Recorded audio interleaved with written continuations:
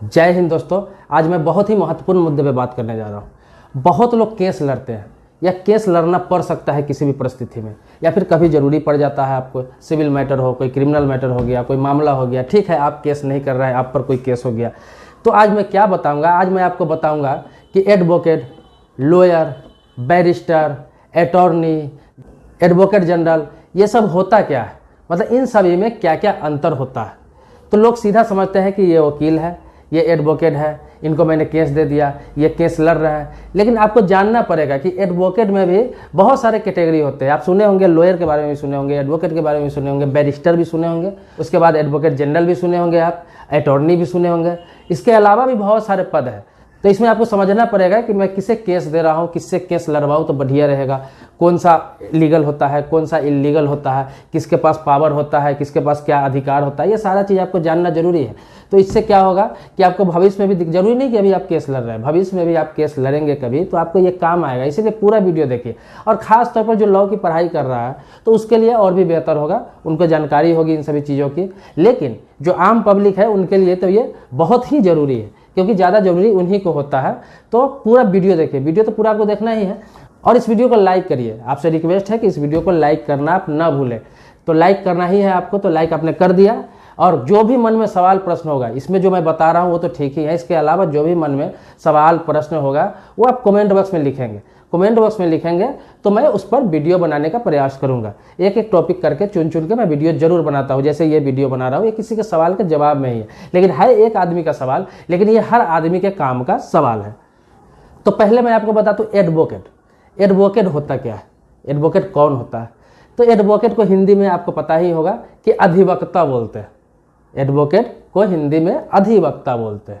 तो एडवोकेट कौन होता है? एडवोकेट वो होता है जो लॉ की पढ़ाई करता है, LLB की डिग्री लेता है, प्री लॉ की डिग्री लेता है, किसी भी प्रकार से वो लॉ की पढ़ाई करता है। और लॉ की पढ़ाई करने के बाद BCI मतलब बार काउंसिल ऑफ इंडिया का एग्जाम देता है, एग्जाम पास करता है। उसके बाद बार काउंसिल ऑफ इंडिया जो भारत सरकार की है वो उसे लाइसेंस देता है प्रैक्टिस करने के लिए, कि लो भाई ये लाइसेंस है, तुमने एग्जाम पास किया है और तुम प्रैक्टिस करो। LLB की डिग्री का एग्जाम पास करने के बाद, डिग्री मिलने के बाद भी एक एग्जाम होता है जो BCI का होता है, जो नेशनल लेवल पर होता है। उसमें एग्जाम देना पड़ता है, वहाँ से जो सर्टिफिकेट मिलता है, वहाँ से जो उसे लाइसेंस मिलता है BCI का, उसके बाद वो एडवोकेट हो जाता है। तो वो एडवोकेट होता है तो वो देश में कहीं भी केस लड़ता है, किसी भी कोर्ट में वो बहस कर सकता है। उसके साइन का वैल्यू होता है, वो सिग्नेचर कर सकता है। जैसे मैं हूँ एडवोकेट, मेरे पास लाइसेंस है, मैं लाइसेंस प्राप्त हूँ, मैंने LLB कर रखा है, MA करके LLB कर रखा है, मेरे पास सारी जानकारी है, मेरे पास सारी डिग्रियाँ हैं, उसके अलावा मेरे पास लाइसेंस भी है कहीं भी प्रैक्टिस करने का। तो इसी प्रकार से एडवोकेट होते हैं,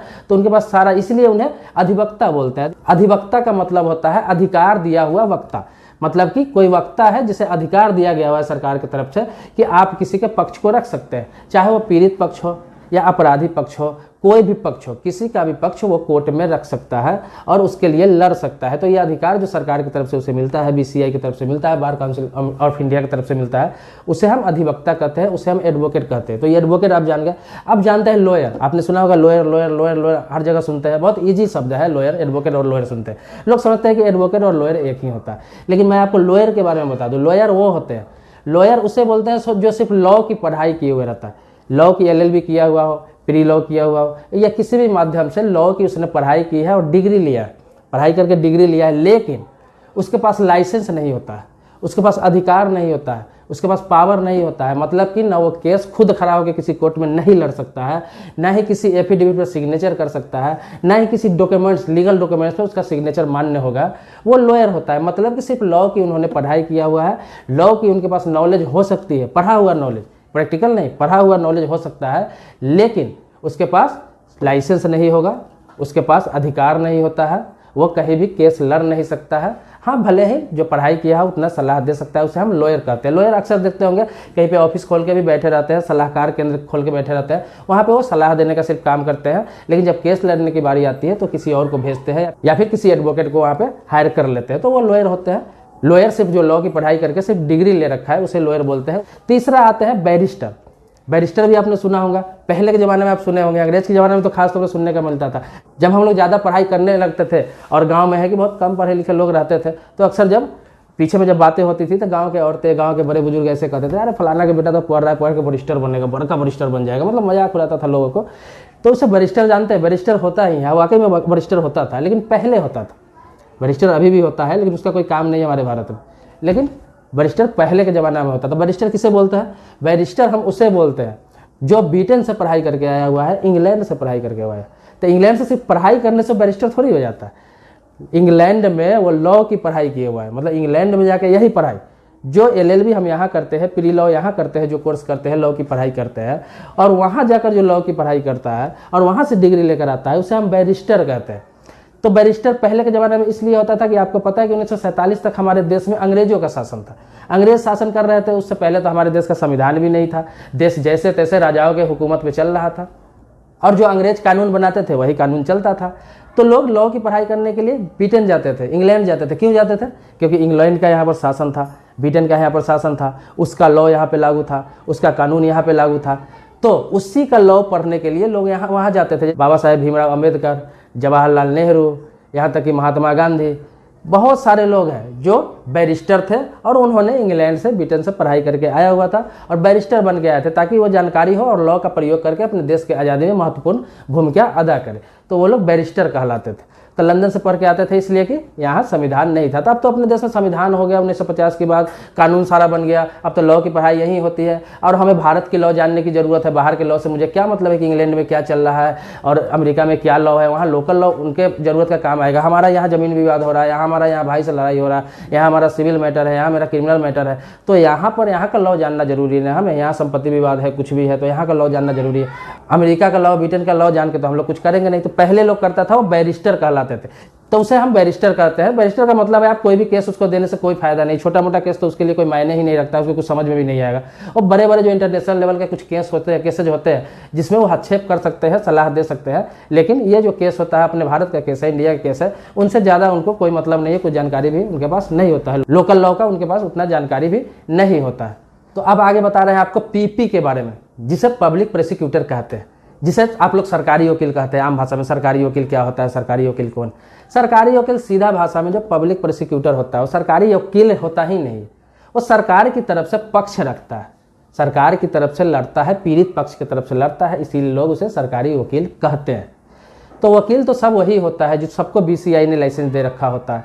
यही है कि वो सरकार के लिए लड़ता है, पीड़ित पक्ष के लिए लड़ता है, इसीलिए उसे PP बोला जाता है, पब्लिक प्रोसिक्यूटर बोला जाता है, सरकारी वकील बोला जाता है। तो जो पीड़ित पक्ष होता है, जैसे मान लिया जाए कि किसी लड़की के साथ कोई रेप हो जाता है, बलात्कार हो जाता है, या फिर आपने किसी का मर्डर कर दिया होता है, तो उसमें जो पीड़ित पक्ष होता है, पीड़ित पक्ष, तो उसको वकील रखने की ज़रूरत नहीं होती है, एडवोकेट रखने की ज़रूरत नहीं होता है। मतलब जिसके साथ कांड हुआ होता है, जिसका मर्डर हो गया उसके फैमिली वालों को, या फिर जिसके साथ रेप हो गया उसके फैमिली वालों को, तो उसको सरकार एडवोकेट देती है, जो जिसको PP बोलते हैं, पब्लिक प्रोसिक्यूटर बोलते हैं। वो उसके तरफ से पक्ष लड़ता है, उसके तरफ से लड़ता है और वो उसके लिए हमेशा लड़ता रहता है, उसकी तरफ से मजबूती से पक्ष रखता है और सरकार उसको पैसा देती है। मतलब उसको सरकार पैसा देती है, आपसे 1 रुपया भी फी नहीं लेता है वो, तो उसे हम PP बोलते हैं।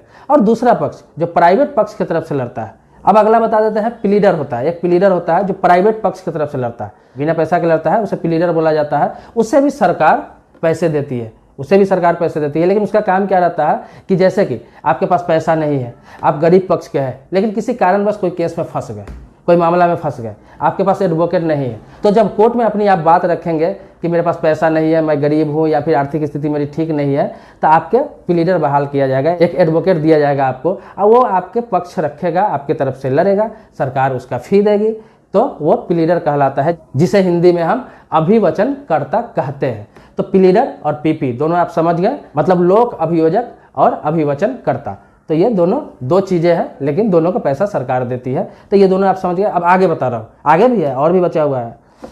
आगे होता है एडवोकेट जनरल। एडवोकेट जनरल से आपको ज़्यादा कुछ समझ में नहीं आएगा, लेकिन बताता हूँ, ये पूरे स्टेट में कुछ ही होते हैं। ये क्या है, राज्य सरकार का कोई मामला हो, राज्य सरकार का कोई मामला हो, सरकार का कोई मैटर है, सरकार से कोई केस लड़ रहा है, और सरकार की तरफ से जो सरकार का पक्ष रखता है, सिर्फ सरकार का केस लड़ता है, राज्य सरकार का पक्ष रखता है, उसे एडवोकेट जनरल कहा जाता है। मतलब महाधिवक्ता, वो महाधिवक्ता होता है जो सरकार का पक्ष रखता है। आप जैसे सरकार पर किसी मुद्दे को लेकर केस कर दिए, तो उनके तरफ से जो कोर्ट में पक्ष रखता है, केस लड़ता है, उसे हम महाधिवक्ता कहते हैं, मतलब कि एडवोकेट जनरल कहा जाता है।